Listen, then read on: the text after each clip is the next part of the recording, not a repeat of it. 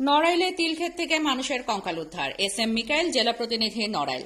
নড়াইলের লোহাগড়া উপজেলায় একটি বিল থেকে অজ্ঞাত পরিচয়ের মানুষের কঙ্কাল উদ্ধার করেছে লোহাগড়া থানা পুলিশ। সোমবার 23 জুন দুপুরে উপজেলার দিঘুলিয়া ইউনিয়নের মৌজাকোলা এলাকায় বিলের মধ্যে তিলক্ষেত থেকে কঙ্কালটি উদ্ধার করা হয়। লোহাগড়া থানা পুলিশের ভারপ্রাপ্ত কর্মকর্তা ওসি শরীফুল ইসলাম বিষয়টি নিশ্চিত করেছেন।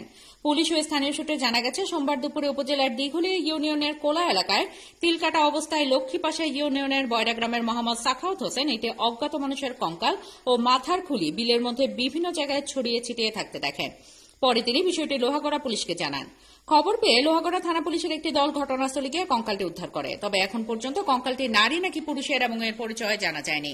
এই বিষয়ে লোহাগড়া থানা পুলিশের ভারপ্রাপ্ত কর্মকর্তা ওসি শরীফুল ইসলাম বলেন, খবর পেয়ে আমরা ঘটনাস্থল থেকে একটি মানুষের কঙ্কাল উদ্ধার করেছি। প্রাথমিকভাবে ধারণা করা হচ্ছে এটি একজন নারীর। আমরা সকল থানায় তথ্য প্রেরণ করেছি। পরিচয় শনাক্তের চেষ্টা চলছে এবং পরবর্তী আইনানুগ ব্যবস্থা গ্রহণ করা হবে।